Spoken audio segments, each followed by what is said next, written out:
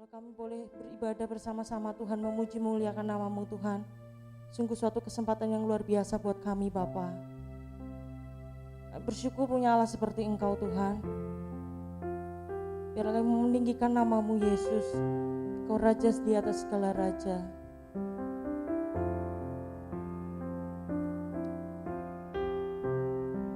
Kita mau sama-sama menyanyikan. Ku bersyukur padamu Tuhan atas kasih-Mu. Ku bermazmur bagi nama-Mu yang kudus.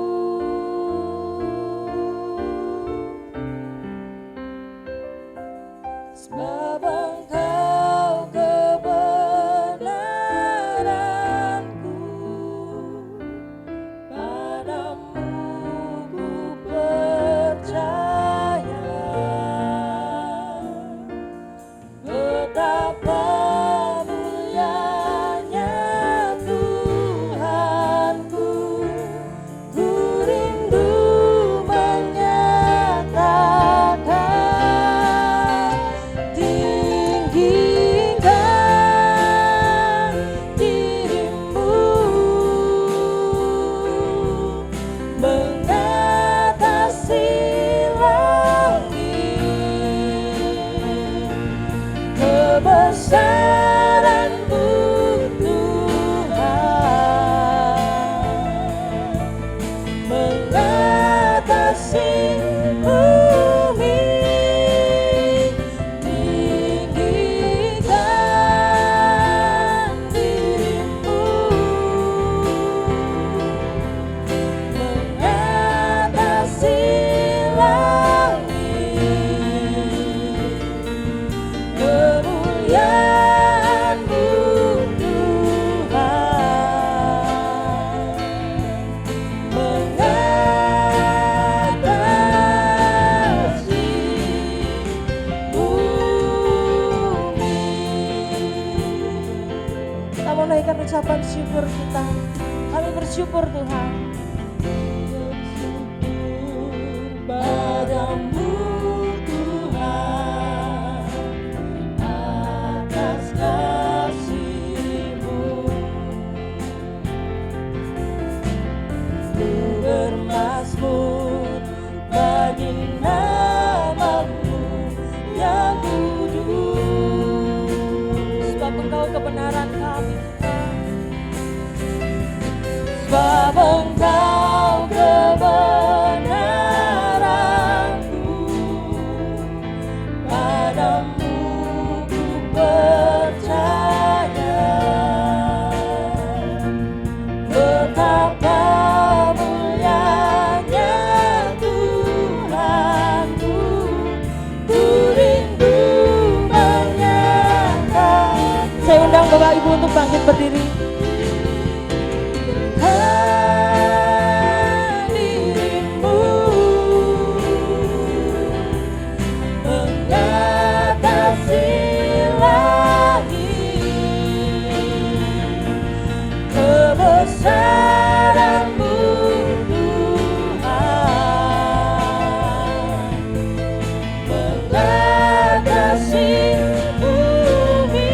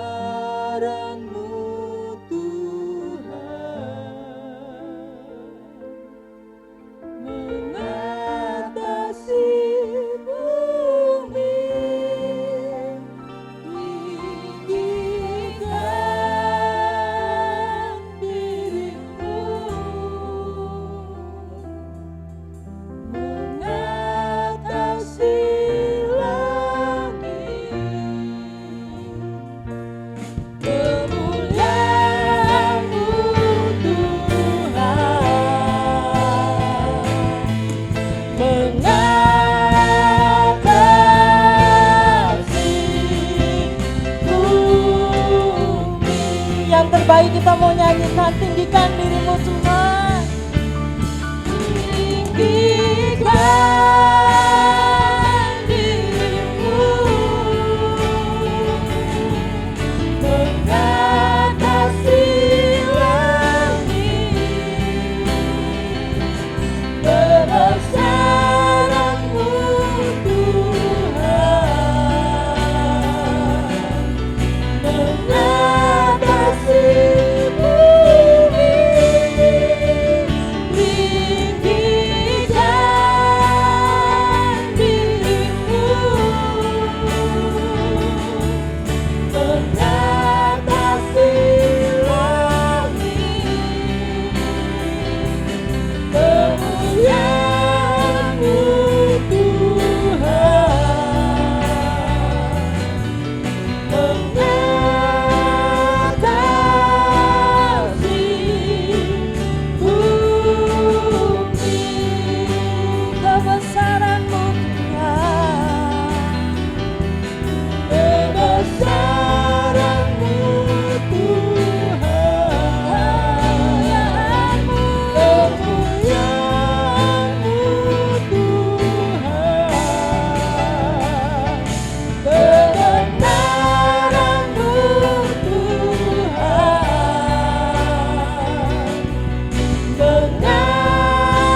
mengatasi bumi. Kita mau sama-sama berikan kemuliaan untuk Tuhan. Sungguh Engkau Allah yang layak kami tinggikan Tuhan. Apa kabar?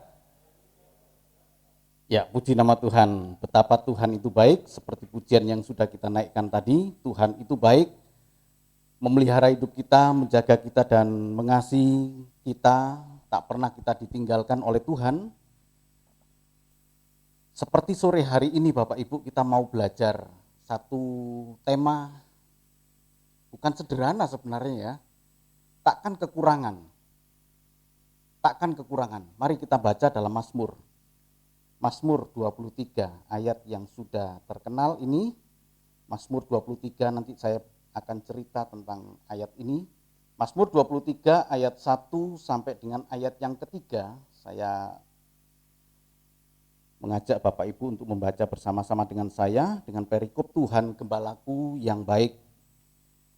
Mazmur 23 ayat 1 sampai dengan yang ketiga, kita baca bersama-sama, 1, 2, 3.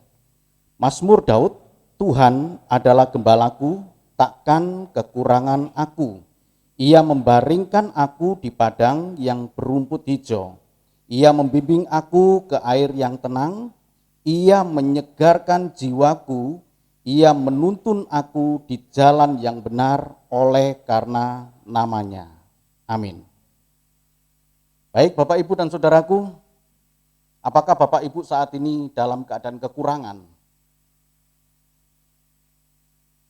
Seorang pengkhotbah, saya mendengar sendiri, dia khotbahkan hal ini dan dia memberikan pengalaman ketika ada seseorang yang bertanya kepada dia, kenapa saya dalam keadaan kekurangan? Dan kemudian gembala itu dalam khotbahnya itu menyampaikan, karena engkau belum menjadikan Tuhan sebagai gembala. Sudah Pak, saya sudah menjadikan Tuhan sebagai gembala. Kenapa saya hidup dalam kekurangan? Engkau belum sungguh-sungguh menjadikan dia sebagai gembala. Dan terus menerus begitu Bapak Ibu. Jadi intinya, kalau Tuhan itu betul-betul gembala kita tidak akan kekurangan. Pertanyaannya apakah benar demikian? Manusia tidak akan pernah cukup Bapak Ibu. Bahkan untuk pekerjaan Tuhan pun kalau kita mau merasakan kekurangan juga. Jadi di mana ini? Kalau tadi firman Tuhan katakan Tuhan adalah gembalaku, takkan kekurangan aku. Apakah benar kita tidak akan kekurangan? Sekalipun kita sudah menjadikan dia adalah gembala dalam hidup kita. Padahal Daud yang mengatakan hal ini, pemazmur ini Daud mengatakan, takkan kekurangan aku, dia dalam keadaan kekurangan. Dia pernah mengalami keadaan kurang. Kalau Bapak Ibu lihat cerita di dalam Mazmur Markus 2 ayat yang ke-25 sampai dengan 26, mungkin bisa dibaca. Bagaimana Daud dalam keadaan kekurangan pada saat itu. Injil Markus, Tuhan Yesus mengutip kisah tentang Daud ini. Markus 2 ayat 25 sampai dengan 26. Markus 2 ayat 25 sampai dengan 26. Jawabnya kepada mereka, belum pernahkah kamu baca apa yang dilakukan Daud ketika ia dan mereka yang mengikutinya kekurangan dan kelaparan? Bagaimana ia masuk ke dalam rumah Allah waktu Abiatar menjabat sebagai imam besar, lalu makan roti sajian itu yang tidak boleh dimakan kecuali oleh imam-imam dan memberinya juga kepada pengikut-pengikutnya? Ya, memang konteksnya sedang berbicara tentang hal yang tidak boleh dimakan dan yang boleh dimakan. Konteksnya demikian Bapak Ibu. Tetapi saya mengambil kisah ini, perkataan Tuhan Yesus sendiri berkata, bagaimana ia masuk ke dalam rumah Allah waktu Abiatar itu menjabat sebagai imam besar, lalu makan roti sajian itu yang tidak boleh dimakan. Daud pernah mengalami kekurangan. Ayat 25 berkata, belum pernahkah kamu baca yang dilakukan Daud ketika ia dan mereka yang mengikutinya kekurangan dan kelaparan? Daud pernah mengalami kekurangan, kelaparan. Apakah Daud tidak menjadikan Tuhan itu gembala sehingga dia mengalami kekurangan? Nah, Bapak Ibu dan Saudaraku, kisah ini juga ada di dalam 1 Samuel 21 ayat 1 sampai dengan 6. Bapak Ibu bisa nanti mempelajari. Ini kisah mengenai Daud kekurangan dan kemudian meminta dan memakan roti yang tidak boleh dia makan. Roti itu hanya boleh dimakan oleh imam. Tapi Daud kemudian minta karena kelaparan. Kembali kepada konteks ayat ini Bapak Ibu. Apakah Daud tidak menjadikan Tuhan sebagai gembala? Pasti Daud itu sudah punya pengalaman yang intim dengan Tuhan. Dia adalah gembalanya. Tapi kenapa kekurangan? Apakah Daud merasa kekurangan? Nah itu pertanyaannya. Daud kekurangan, tapi apakah Daud merasa kekurangan? Jawabannya sebenarnya di situ Bapak Ibu. Jadi kalau kita melihat di sini, Perjanjian Lama adalah menanamkan iman berdasarkan hal jasmani. Providensia Allah itu, pemeliharaan Allah, penyediaan Allah terhadap kekurangan kebutuhan-kebutuhan hidup kita, itu selalu berkenaan dengan hal yang bersifat jasmani. Itu Perjanjian Lama. Tadi pagi saya menyampaikan kebenaran firman Tuhan Bapak Ibu. Tadi pagi, bagaimana Tuhan itu Allah yang hakim yang adil. Satu, karena dia adalah Tuhan, Allah hakim yang adil, maka jangan pernah kita curiga kepada dia bahwa dia adalah hakim yang tidak adil. Kenyataannya kan banyak orang Kristen yang menganggap hal itu ketika dia melihat orang fasik, orang yang tidak serius dengan Tuhan, dipelihara oleh Tuhan. Sementara dirinya yang serius dengan Tuhan, dirinya yang melayani Tuhan, dirinya yang sudah banyak berkorban, justru mengalami begitu banyak penderitaan. Seperti dikatakan dalam Mazmur 73 ayat 1 sampai dengan ayat yang ketiga. Mazmur 73 ayat 1 sampai dengan yang ketiga berkata, sedikit lagi aku akan tergelincir, kata pemazmur Bani Asaf. Karena aku melihat cemburu kepada orang-orang yang pembual-pembual. Mereka sehat, mereka baik-baik saja, mereka tidak ada kesusahan. Sementara Bani Asaf, pemazmur itu yang melekat dengan Tuhan, mengalami begitu banyak kejadian-kejadian yang tidak menyenangkan. Nah Bapak Ibu dan Saudaraku, Tuhan baik, Tuhan adil. Karena Tuhan memberikan kepada orang-orang yang yang berdosa, yang jahat itu kesempatan-kesempatan untuk kembali kepada Tuhan. Dengan cara apa? Melimpahkan kebaikan. Karena iman mereka kan masih lemah, jadi Tuhan berikan kebaikan. Apakah Bapak Ibu ingin seperti mereka, diberikan kebaikan oleh Tuhan? Ya kita ingin, tapi Tuhan punya cara untuk membentuk Bapak Ibu, untuk meningkatkan kualitas iman kita dengan cara badai yang melanda hidup kita. Itu cara Tuhan untuk memurnikan kita. Apakah kita kekurangan? Tidak pernah kita merasakan kekurangan Bapak Ibu. Ya, nanti akan kita lihat bagaimana hal itu terjadi ya. Dalam Mazmur 34 ayat 9 sampai dengan yang ke-10. Kita hidup di zaman di mana Tuhan menanamkan kepada kita itu hal yang bersifat rohani. Mazmur 34 ayat 9 sampai dengan yang ke-10. Mazmur 34 ayat 9 sampai dengan 10. Kecaplah dan lihatlah betapa baiknya Tuhan itu. Berbahagialah orang yang berlindung padanya. Takutlah akan Tuhan, hai orang-orangnya yang kudus, sebab tidak berkekurangan orang yang takut akan Dia. Amin. Ujian tadi kan mengatakan, kecaplah dan lihatlah betapa baiknya Tuhan itu. Kecaplah. Tidak akan kekurangan orang yang takut akan Tuhan. Kecaplah dan lihatlah, tidak akan pernah takut orang, tidak akan kekurangan orang yang takut akan Tuhan. Tidak pernah kekurangan. Tapi kenyataan kekurangan kok Pak, banyak yang kekurangan Pak. Bapak Ibu dan saudaraku, di Banyumas saja ada rekan-rekan hamba-hamba Tuhan kan. Jangan pernah melihat dari sisi jasmani, kita hidup pada zaman perjanjian baru. Kalau zaman ini, memang zaman ini Bapak Ibu, zaman perjanjian lama yang Bapak Ibu baca Mazmur 34 ini kan kisah Daud. Ayat 1 berkata, Daud itu pura-pura gila, pura-pura tidak waras. Dan kemudian dapat pertolongan.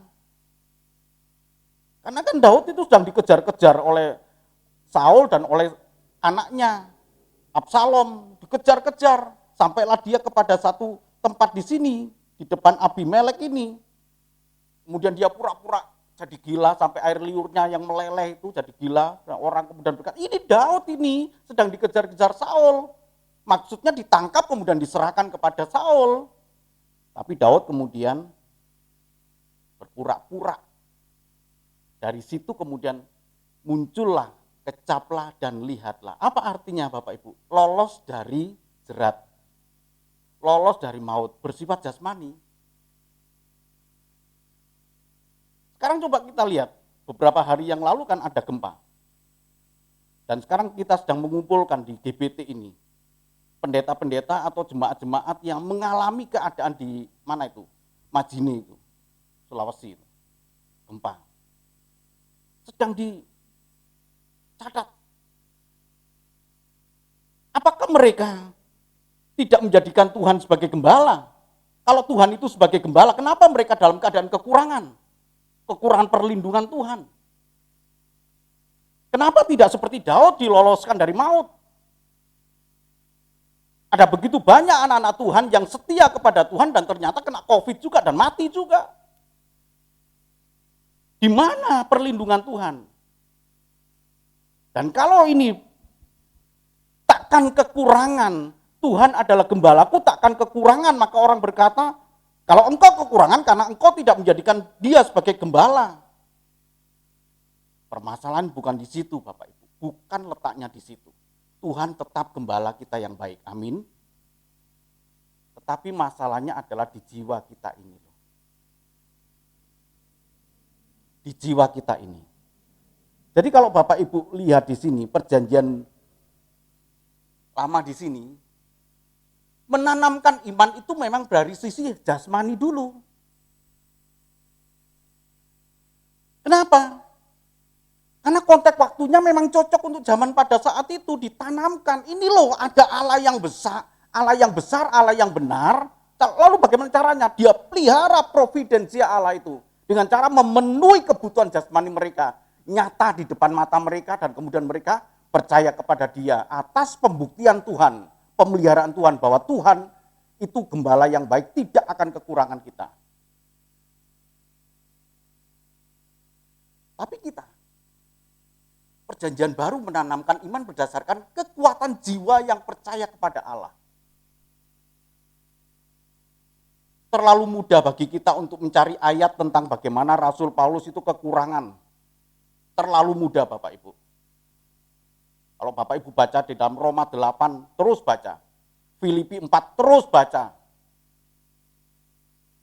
Selalu bercerita tentang kesukaran-kesukaran Rasul Paulus.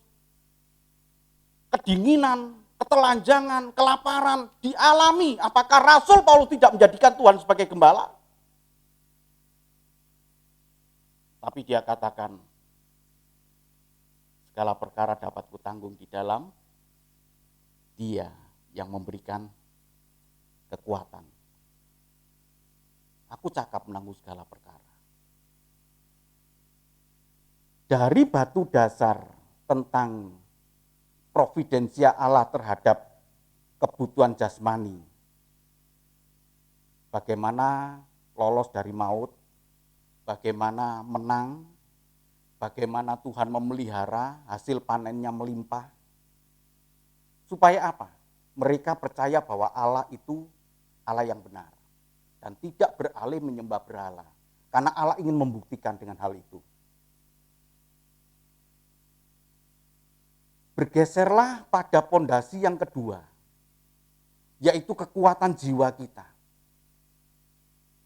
Itulah sebabnya Tuhan Yesus selalu berkata ketika dia membuat satu mujizat, jangan cerita kepada siapa-siapa. Ketika orang itu mengalami mujizat Tuhan, yang sakit lumpuh bisa berjalan, yang buta bisa melihat, yang bisu bisa berkata-kata, dan Tuhan berkata, bahkan ada yang mati sampai Tuhan bangkit, jangan cerita kepada siapa-siapa. Karena semuanya itu berbicara tentang hal yang bersifat jasmani, kita sudah lewat. Sekarang Tuhan ingin membangun bangunan yang lebih kokoh lagi, yaitu kekuatan jiwa. Dan Tuhan Yesus katakan, berbahagialah kamu yang tidak melihat tetapi percaya. Apakah kita ingin percaya kepada Tuhan dengan cara membuktikan dulu? Buktikan dulu dong Tuhan. Kita kembali ke perjanjian lama. Kita tidak hidup dalam perjanjian baru yang memang Tuhan berikan kekuatan dalam hidup kita. Tidak perlu kita meminta kepada Tuhan buktikan dulu dong Tuhan. Saya sakit, buktikan dulu Tuhan. Saya baru percaya kepada Engkau kalau Engkau sembuhkan aku. Kalau Tuhan buktikan, bersyukur kepada Tuhan Bapak Ibu. Tapi Bapak Ibu sedang merosot imannya di situ menjadi orang fasik yang memang Tuhan ingin berbuat baik. Kita tidak ingin seperti itu. Kita tidak ingin seperti itu. Dalam segala keadaan apapun kita melihat bahwa Tuhan baik. Dia adalah gembala yang baik. Jadi Roma 12 ayat yang ketiga. Tolong dibaca ini. Roma 12 ayat yang ke-13. Bantulah dalam kekurangan orang-orang kudus dan usahakanlah dirimu untuk selalu memberikan tumpangan. Siapa yang kurang Bapak Ibu? Siapa yang kurang?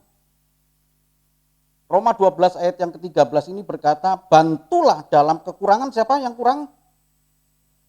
Orang-orang kudus kok. Kudus di sini, kudus ini bukan kudus dekat Jepara sana, bukan Bapak Ibu. Ini kudus itu orang yang betul-betul terpisah, sudah memisahkan diri dengan Tuhan, dengan keduniawian, sudah memisahkan diri dan masuk dalam area Tuhan. Orang kudus dipisahkan, kados itu terpisah. Kata kudus itu dari kata kados kan bahasa aslinya. Yaitu memisahkan diri. Tidak ikut dalam cemar dunia, memisahkan diri, tapi mereka bantulah mereka dalam keadaan kekurangan. No. Apakah orang-orang kudus tidak menjadikan Tuhan itu sebagai gembala yang baik? Pasti Tuhan adalah gembala yang baik. Usahakanlah dirimu untuk selalu memberi tumpangan. Orang-orang kudus dalam keadaan kekurangan, ada anak Tuhan yang dalam keadaan kelimpahan. Nah ini Bapak Ibu, kenapa Bapak Ibu diberkati Tuhan? Karena ada orang kekurangan. Kalau kita diberkati Tuhan, kalau kita ada kelebihan lebih dari itu ada maksud Tuhan. Bukan untuk membutakan kita, untuk kesenangan pribadi kita, tapi ini firman Tuhan katakan, ketika kita ada dalam kelebihan, maka lihat ada orang dalam kekurangan, bantu mereka. Saya baru pulang dari Bogor, Bapak Ibu.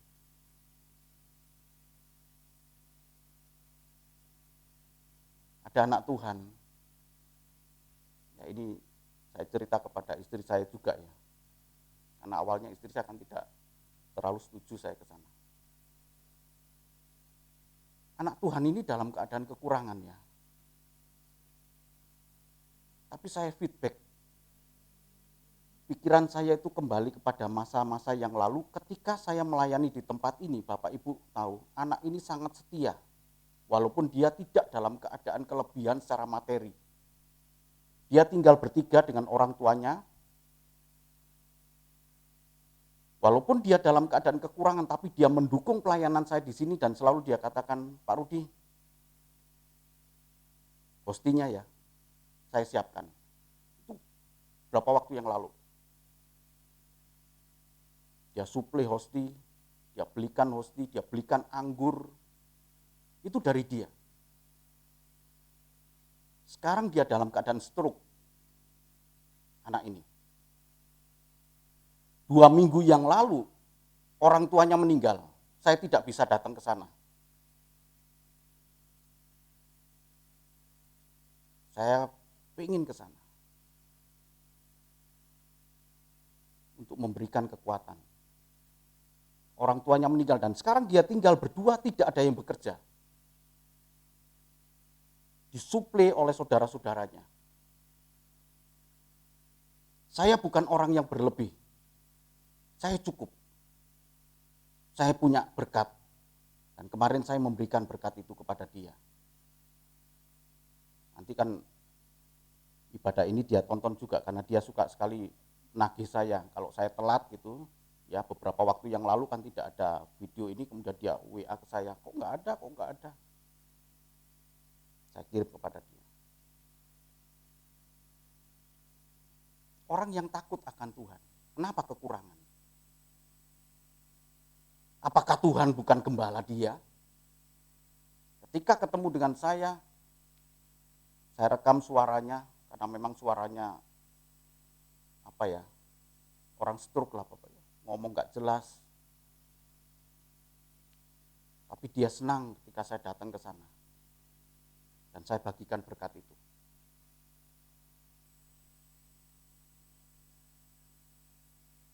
Bantulah. Alkitab mencatat Roma 12 ayat ke-13, orang-orang kudus bisa kekurangan. Orang-orang yang serius dengan Tuhan bisa kekurangan. Tapi apakah mereka merasa kekurangan? Saya yakin tidak. Sebab begini Bapak, ini jawabannya. Sikap benar dalam menyikapi kekurangan, sesungguhnya hal kekurangan itu tidak mungkin ada.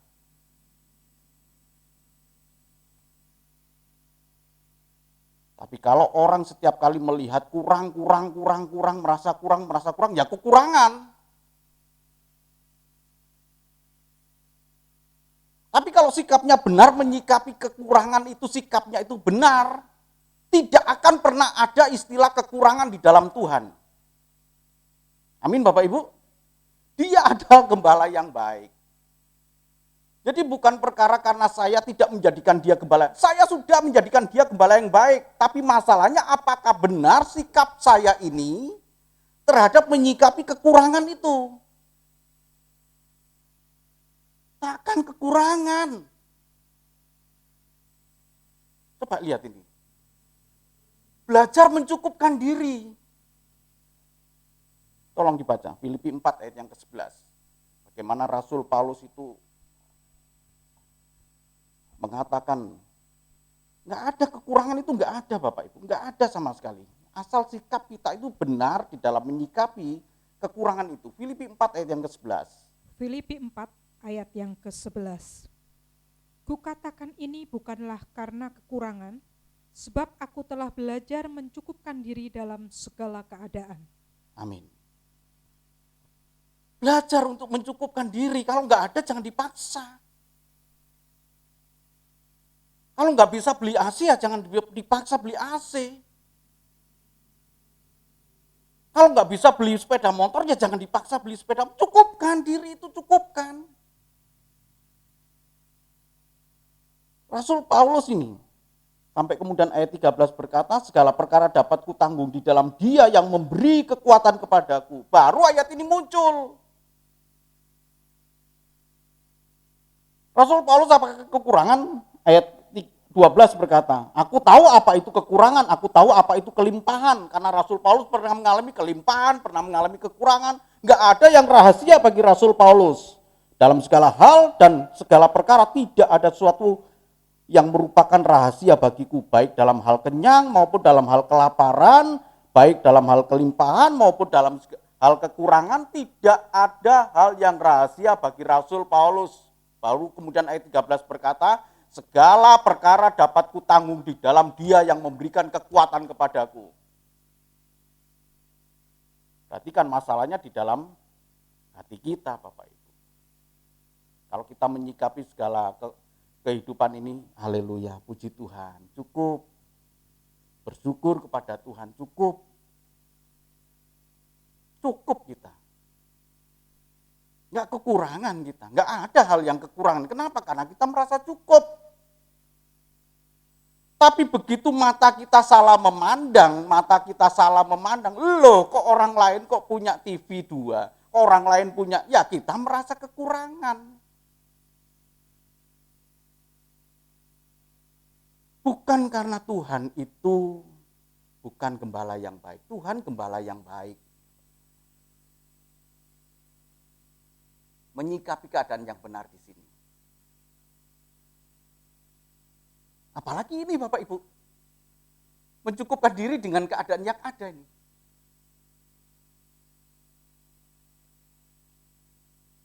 Ibrani 11 ayat 15. Ibrani 11 ayat yang ke-15. Dan kalau sekiranya dalam hal itu mereka ingat akan tanah asal yang telah mereka tinggalkan, maka mereka cukup mempunyai kesempatan untuk pulang ke situ. Ya.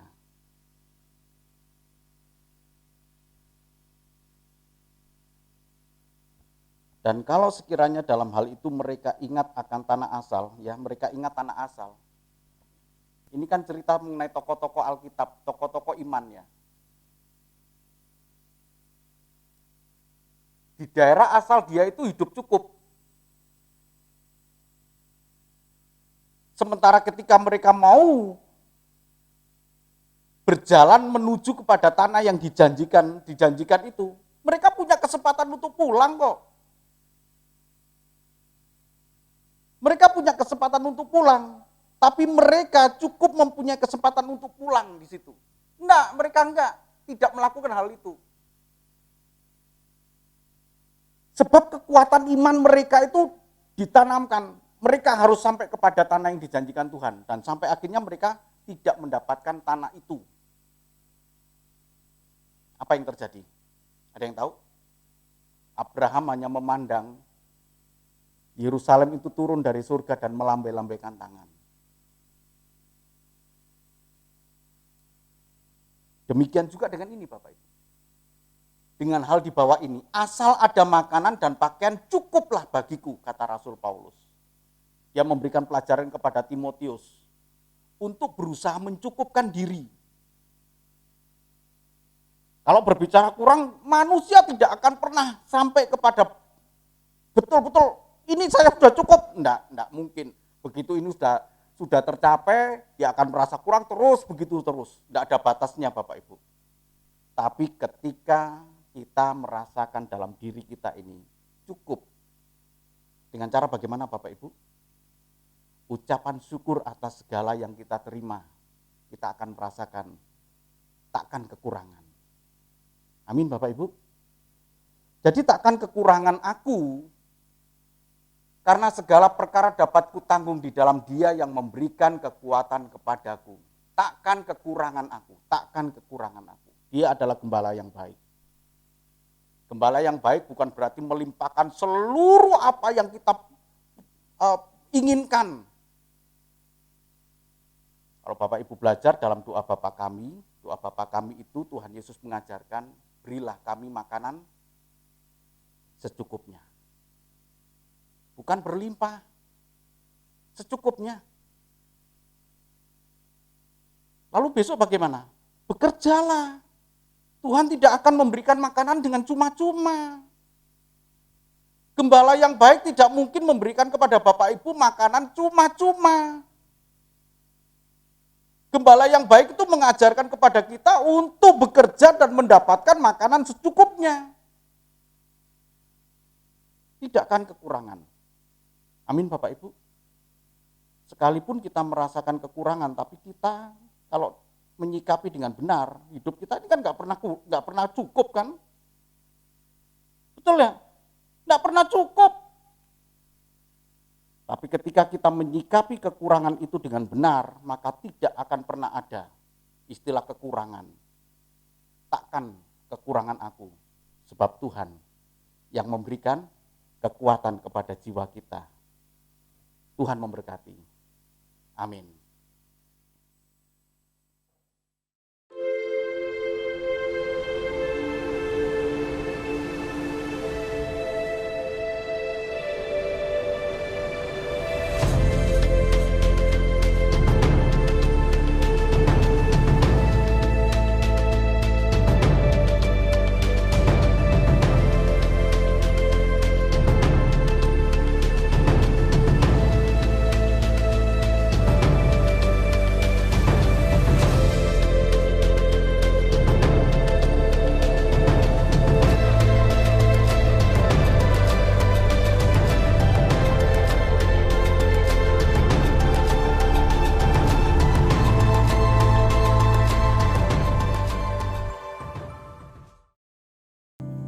Kami hidup cukup Tuhan. Tak akan ada kekurangan dalam hidup kami. Karena Engkau yang memberikan kekuatan dalam hidup kami, pengertian yang benar, untuk kami boleh melihat keadaan hidup kami ini Tuhan. Kami betul-betul hidup dalam kelimpahan, kecukupan di dalam Engkau Tuhan. Engkau lah yang memelihara hidup kami Tuhan. Terima kasih ya Bapa, terima kasih buat kebenaran firman-Mu Tuhan. Engkau adalah gembala kami yang baik. Dan firman-Mu berkata, Engkau membaringkan kami di padang yang berumput hijau. Artinya kami merasakan kenyamanan di dalam Engkau Tuhan. Engkau memberikan kepada kami jiwa yang segar, seperti kebenaran firman-Mu Tuhan. Engkau gembala yang baik. Terima kasih Tuhan, terima kasih. Sore hari ini kami berdoa Tuhan, buat bangsa dan negara ini yang tengah masuk dalam program vaksinasi. Memang banyak kendala yang terjadi Tuhan. Ada yang menolak, tetapi juga ada yang mendukung. Kami percaya Tuhan, Engkau sukseskan program ini, sehingga kami segera lepas dari keadaan pandemi COVID-19 ini Tuhan. Engkau memberkati seluruh pemerintahan di negara ini Tuhan, dari yang tertinggi Bapak Presiden sampai kepada bawah, bahkan di kota Cilacap ini kami juga berdoa ya Bapak, buat Pak Bupati beserta dengan aparatur negara, kami percaya Engkau memberikan hikmat. Terima kasih ya Bapak, terima kasih Tuhan. Kami serahkan kehidupan anak-anak-Mu, hamba-hamba-Mu yang melayani di tempat ini, dan pada saat sore hari ini juga pagi tadi Tuhan, para pelayan Tuhan yang ambil bagian di dalam ibadah, Engkau memberkati mereka. Dan akhirnya ya Bapa, lindungilah kami, jaga kami Tuhan dengan kuasa-Mu, jauhkan kami dari segala mara bahaya, jauhkan kami dari segala sakit penyakit, jauhkan kami dari hal-hal yang tidak berkenan, dan nama Tuhan dipermuliakan dalam hidup kami. Saatnya kami akan berpisah pulang dengan sukacita, membawa berkat-berkat-Mu. Bapak, Ibu, dan saudaraku yang dikasihi Tuhan, terimalah berkat dan anugerah dari Allah Bapa di surga, kasih dan cinta Tuhan kita Yesus Kristus, anaknya yang tunggal, penghiburan kekuatan dari kuasa Roh Kudus menyertai kita. Mulai saat ini, esok, bahkan sampai Maranatha Tuhan datang. Dia Allah yang baik, Dia Gembala yang baik, Dia yang memelihara hidup kita, Dia juga yang memberkati kita. Dia adalah Allah yang menyinari kita dengan wajah-Nya dan memberikan kepada kita kasih karunia. Dia Allah yang menghadapkan wajah-Nya kepada kita dan memberikan damai sejahtera. Terima kasih ya Bapa. Segala puji, syukur, hormat, kemuliaan hanya bagi Engkau Tuhan. Di dalam nama Tuhan kami Yesus Kristus, kami sudah berdoa dan mengucap syukur. Semua yang percaya mengatakan amin. Tuhan memberkati.